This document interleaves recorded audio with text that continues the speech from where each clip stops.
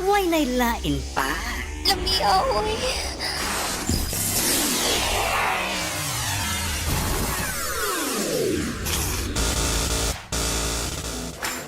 Oh man, that tune was so dope.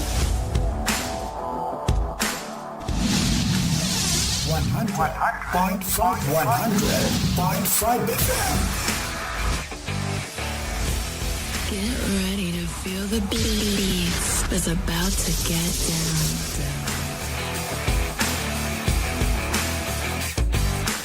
Listen up, baby. Ladies, let go of your man. You're listening to the ladies' favorite DJ. Bringing you the best in hip-hop and R&B. You're getting busy? Are you ready for something new and hot? This is 100.5 FM, your Alaga Radio.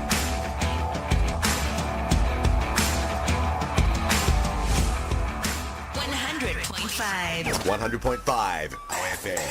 Why nailain pa? Lamiaw eh.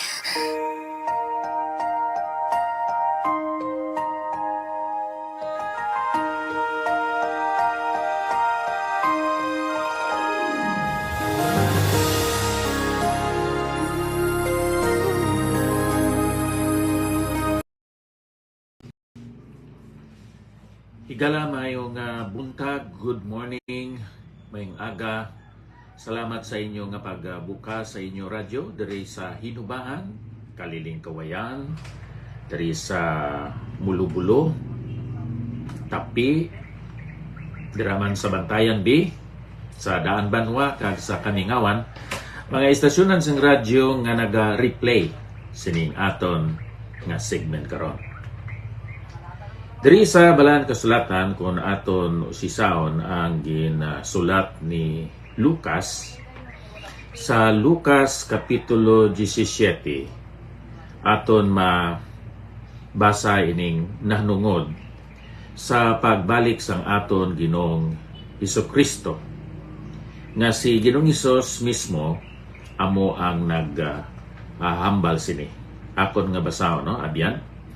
Luke chapter 17, magasugod ako sa pagbasa sa verse 26.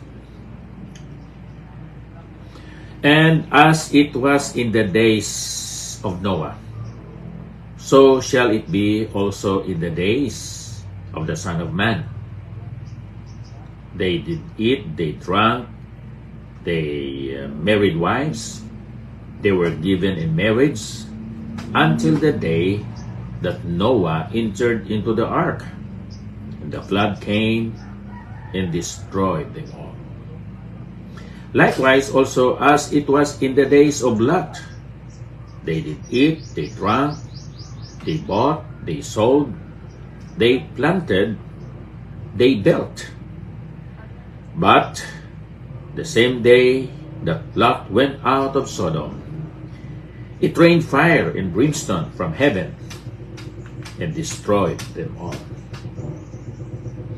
Mag-aampo anay kita, abyan, duyog upod sa akon sa pag-ampo, sa wala pa kita makapamalandong sa pulong sa Ginoo.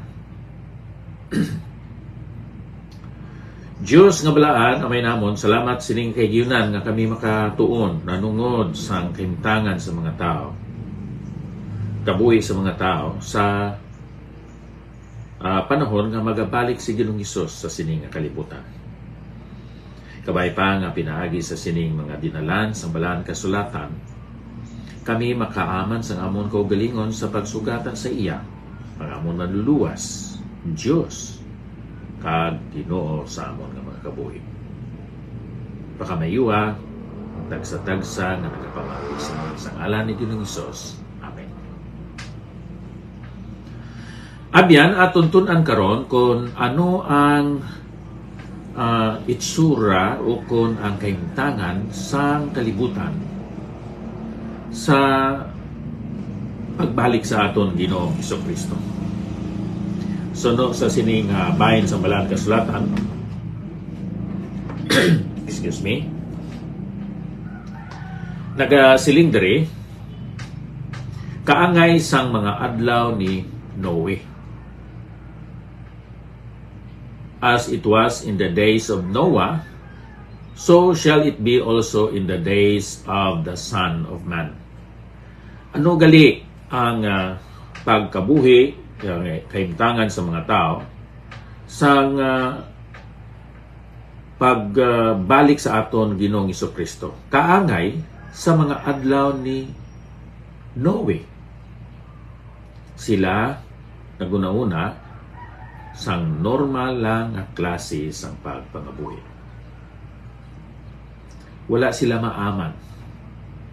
It was a life of unpreparedness.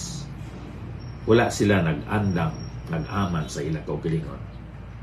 Sa pag-abot sa tong anaw o luno, great flood, ang kaimtangan sa kalibutan, sa panahon nga magabalik diri si Kristo Jesus, maghuna-una lang sila nga natulog sila and then makamata sila sa sunod nga adlaw.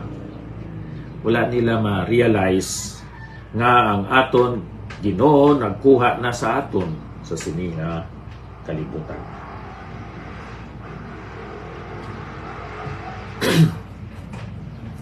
So, it was a life of unpreparedness. So, ano ang buhaton naton, abyan?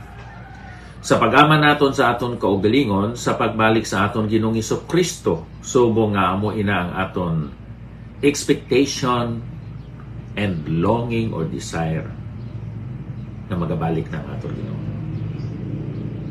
Kung isa hindi kita gusto nga magabalik ang Ginoo, basi kay naguna-una kita nga mas maayo pa ang kalibutan kay dito sa langit. Sa sina nga bagay, nasayop kita. Mas maayo gid dito abyan kay hindi na tamang problema sa aton pagakanon, aton rice, aton mga sudan, hindi na tamang problema sa paeskwela sa aton mga anak, ila tuition fees, ila mga allowances.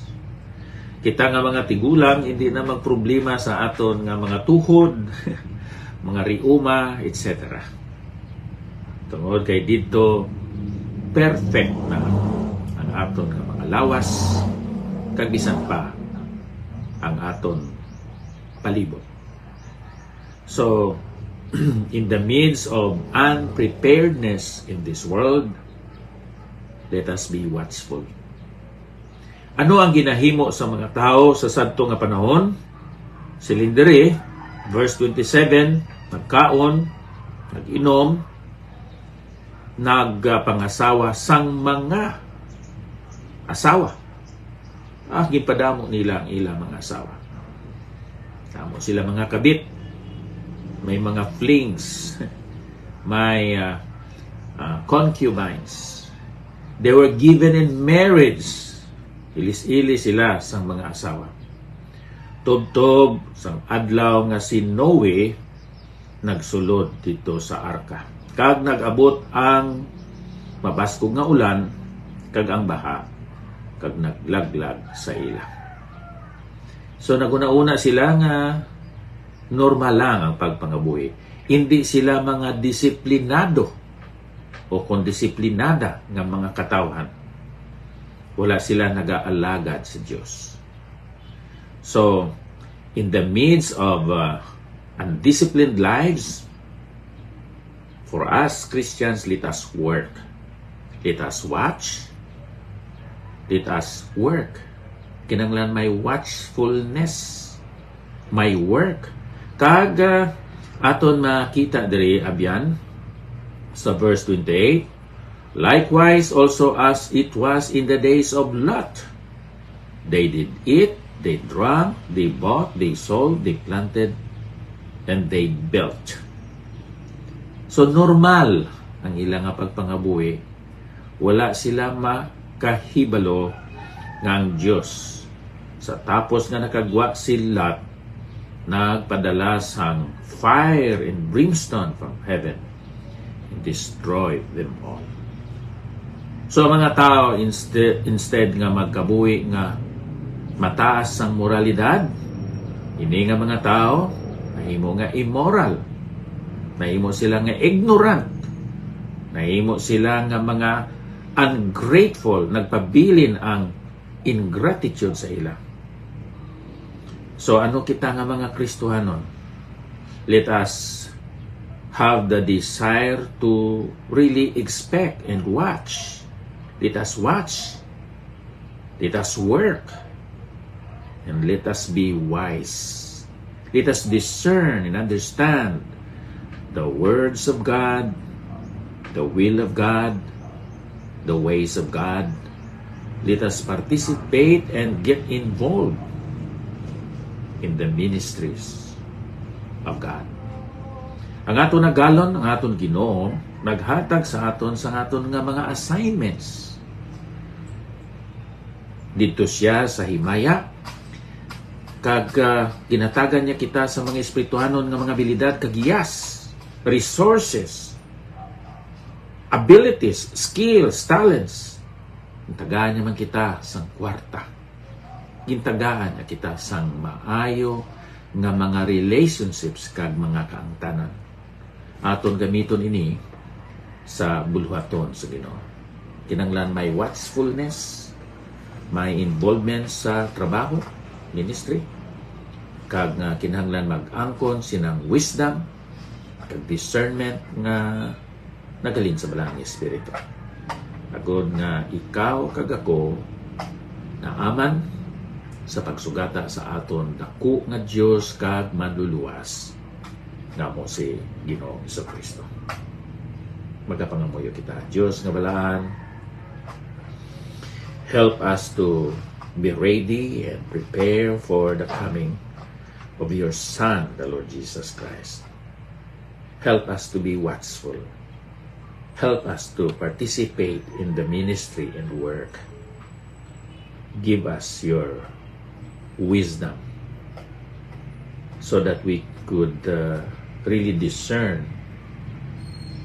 the good from the bad, the better from the good, and the best from the better situations and things. In Jesus' name, amen. Madamong gid nga salamat kag diri kita mag-untat. So Nairel, salamat sa imo nga pag-replay sini. Pastor Jerry Ulan-Ulan, salamat sa imo nga pagpamati ng Lydia, Chana G, kag pila naton ka mga abyan, hindi naton mabasa diri ang ilang mangalan. Halin pa diri sa Bay City Fellowship Baptist Church, ako si Pastor Ipafra Sacar. Nagapasalamat sa mga Cebuano speaking listeners sa sining istasyonan sa radyo diri sa Bay City kag sa ibang nga lugar nga gina-replay ining aton segment karon. God bless us all. Thank you.